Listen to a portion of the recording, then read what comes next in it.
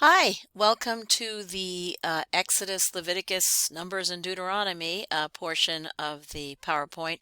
Or of the videos. I'm actually going to go over the PowerPoint first, and then if we have enough time, we'll jump on over to Exodus 1 through 15 and chapter 20. If we don't, well, I'll do that on a follow-up video, but I really do think it's important for you to look at chapter 4, which is basically the historical background to the ancient Near East and kind of the context of these stories. So let's take a look at that. Um, so far we've looked at chapter 1, which is kind of like what is the Bible, chapter 2, which were the Genesis stories and the background on the patriarchs. I'm sorry, chapter 3 and the background of the patriarchs and the Genesis story. We actually skipped chapter 2. You were not responsible for reading that. And here we are at chapter 4. Okay? Now, in terms of the ancient Near East, it's pretty important that you know the geography of what we're talking about. Okay, so that region, which is where current day Israel is, which is on the eastern side of the Mediterranean, was sometimes known as Canaan, which is the geographical designation, much like we're in North America. Sometimes it was known as Israel, which is like the United States, and sometimes it was known as Palestine because at one point the Philistines were kind of a major player in the ancient Near East, and people would refer to this area of the world as the land of the Philistines, and that kind of gradually turned into Palestine. Okay, so it's about the size of Vermont, in the shape of Vermont, and they have kind of Turkey, Syria, Lebanon, and Turkey to the north, Egypt to the southwest, and then many of the major empires like the Assyrians and Babylonians and Persians to the east. Okay, so it's kind of caught in what's called the Fertile Crescent. It's shaped like a crescent roll, caught in the middle of a whole bunch of kind of major ancient Near Eastern powers. Now, great empires did develop in the valley of the Nile, which is Egypt, Tigris and Euphrates, which is the Babylonians, and Indus rivers, which is like the Persians and the Medes. And they were all big, huge, early urban cultures that kind of are contemporary with the period of the patriarchs and the period of Moses and those people.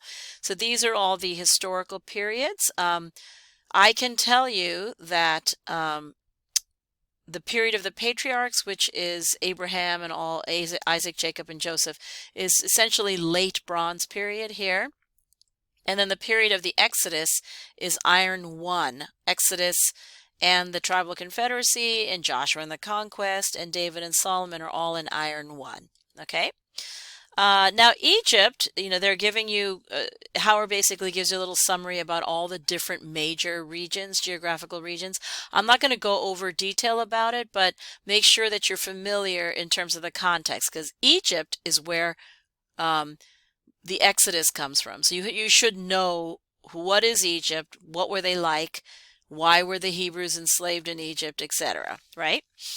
So make sure that you do familiarize yourself with that slide and the information in Howard. Mesopotamia is actually where the Garden of Eden was, and all of those primeval stories, the ones from Genesis 1 through 11, those are all set in Mesopotamia, or where modern day Iraq is, okay? And then Abraham is called up from Mesopotamia, where Iraq is, and called over to where current day Israel is, and is told, this is your promised land. Okay, so all of our ancestors or biblical ancestors come from Mesopotamia or Iraq and eventually make their way over here to Canaan or Israel. So that's why you should also know about that region, because much of history, biblical history, comes from that region. Now, in terms of the history, this is a great table. The ancestral period is roughly this time period, so like I had pointed out above. Mosaic period, meaning the time of Moses and the Exodus. The entry of the Exodus group into Canaan, which is after the 40 years in the wilderness. This is Joshua, the book of Joshua. Period of the Judges, the book of Judges is around this time period. First and Second Samuel is the United Kingdom, and also that would include David and Solomon. And then the divided kingdom would be First and Second Kings, the books, those books, which is the downfall of the nation state. Here, Judean kingdom is specifically about the tribe of Judah, which is in the south. When the kingdom divides into two, Judah is in the south, and then in 587, that is when the exile happens, and the Babylonian kingdom exiles them for 50 years into the same place, Iraq, Babylon. And then the Persians allow them back into Judea, the Jews back into Judea, and rebuild the second temple. And then these are the other periods. Now, if you're only watching these videos and only looking at the PowerPoints, you don't understand what I'm talking about. That is why you got to read the chapter. These are just outlines of the material in the chapters. So if you don't know what I'm referring to, you should, because you would have read the chapter already and you are familiar with the biblical history at this point. So make sure that you do. Okay? So let's get into Exodus, right? In terms of the historical world, let me just give you the background history to how they are in Egypt, okay? So, as you know, the primeval history, Genesis 1 through 11, there is no time for that, right? We don't know the time stamp for that. Starting with Abraham, his son Isaac, his son Jacob, and his son Joseph, we know that those 4 generations of patriarchs lived in Canaan, what's modern-day Israel, from roughly 1700 BCE. BCE means before the Common Era or before the year 0.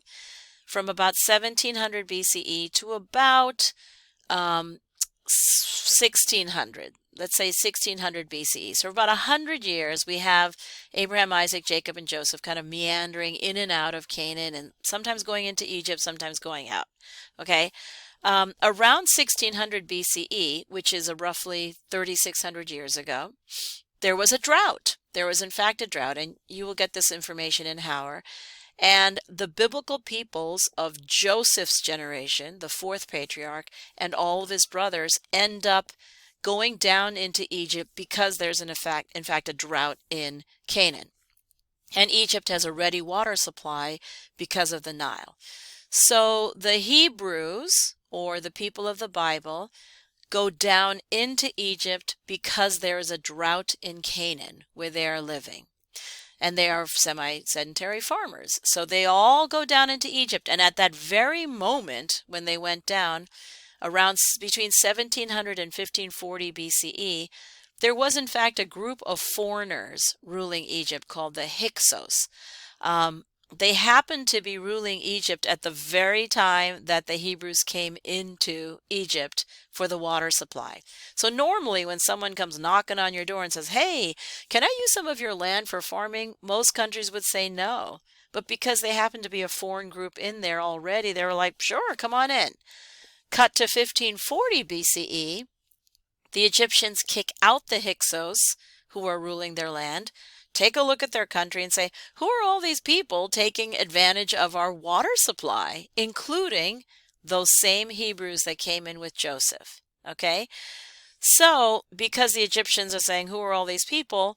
They then enslave these people, including those Hebrews who came down from Canaan, in order for no foreigner to take over the land of Egypt again. So that's the context as to how the Hebrews found themselves enslaved in Egypt. Because I don't know if you've ever wondered, why were they enslaved in Egypt? That is how. They came in with the door open. You know, they came in with the Hyksos saying, come on in, use our water supply, go farm the fringes of our land. But then while they were there, they were enslaved by the Egyptians, who did not want foreigners living or ruling their land. So that's around 1540. 300 years go by of these Hebrews being enslaved, and you cut to the year 1250, and all of a sudden this child Moses is born, and God kind of was like, oh, you know what? I should probably renew that covenant of the promised land, many descendants, and I will be your God. I gotta lead my people to the promised land like I promised, 500 years ago to Abraham and Isaac and Jacob and Joseph, and it's been 300 years and I have kind of dropped the ball, and now I'm ready to do it again. So he picks Moses as that person to lead them out of slavery into the promised land. Okay, so let's take a look at the very least on this video, his birth narrative at the very least. Okay, so if you looked at Exodus 1, you'll notice that, these are all the people, Joseph, they're kind of giving you a precursor summary of what had happened in Genesis. In Genesis, these are all the people that came into Egypt, but there now rose a new king over Egypt who didn't know Joseph, because Joseph came in 1600. It's now 1250 BCE. It's been 350 years later. Now all the Hebrews are enslaved. 300 years of slavery. So you can imagine that what started off as maybe a group of 200 people coming in, 300 years later, they're probably 100,000, 2, 3, 400,000 people who are the descendants of those original people that came in. So they didn't know Joseph, and he's like, wow, look at these Israelite people are a lot, right? Hundreds of thousands. Let's deal shrewdly with them, as in enslave them and make them build our cities. And the Egyptians started to, deal with these Israelites terribly. So they try to kind of limit the population of Hebrews because we don't want those people growing up and killing us. So he tells these two midwives, Shipra and Puach, go kill all the Hebrew children when they are born, so that don't kill the girls because we like those, but don't kill all the male boys, and because I don't want them growing up and then like stabbing us in the back, right? But because the Hebrew women were righteous and believed in God and was faithful to God, they actually lied and said, Hebrew women tend to give birth so quickly, we can't get there in time to kill the kids.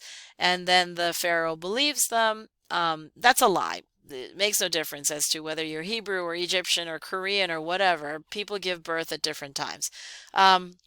So the midwives were kind of like the first two women instrumental in saving Moses' life, because they did not kill him when he was born.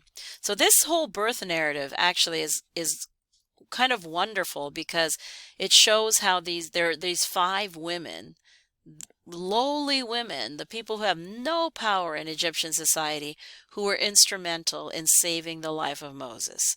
Okay, so first 2 women, the 2 midwives, they did not kill the Hebrew babies, and I'm sure Moses was one of those Hebrew babies. Then there was a woman from the house of Levi. This is Jochebed, who she's not named here, but that's what most people believe her name is. And she is Moses's mother. She hid him for 3 months. Infant mortality was really high, and the first 3 months of a baby's life is really the most tenuous, but she hid him for 3 months, and when he was healthy enough, she couldn't hide him anymore, so she put him in a basket and put him down the Nile River while his sister Miriam watched where the basket went. So, 3rd woman to help, 2 midwives, 3rd woman, Moses' mother. She saved his life for the first 3 months of his life. Then the daughter of the Pharaoh comes down. She's bathing at the river. She sees the baby. She takes him out. 4th woman, daughter of the Pharaoh, takes the baby out and decides to adopt this new little baby, Moses. And then woman number 5, Moses' sister, says, hey, shall I go and get you a nurse from the Hebrew woman to nurse the child for you? Pharaoh's daughter says yes. The girl went and called the child's mother. So essentially, the Pharaoh's daughter paid Moses' mother to take care of her own child, and through the kind of machinations or orchestrations of his sister Miriam. Miriam's the one who suggested that. So the 2 midwives, the Pharaoh's daughter, Moses' mother, who not only gave birth to him, hid him, but then eventually raised him by being paid to do it. And then the Pharaoh's daughter. These are 5 women that without these 5 women, Moses certainly would have died with that decree of all the baby boys. So it ends up that Moses lived safely in the house of the Pharaoh because of the orchestrations of these 5 women. Now, why is that important? Because the Bible loves to tell stories about people, unlikely heroes. And in this case, the unlikely heroes are the most unlikely of all, women, right? And no one knew. This was all kept a big secret. I'll do the rest of Exodus in the next video.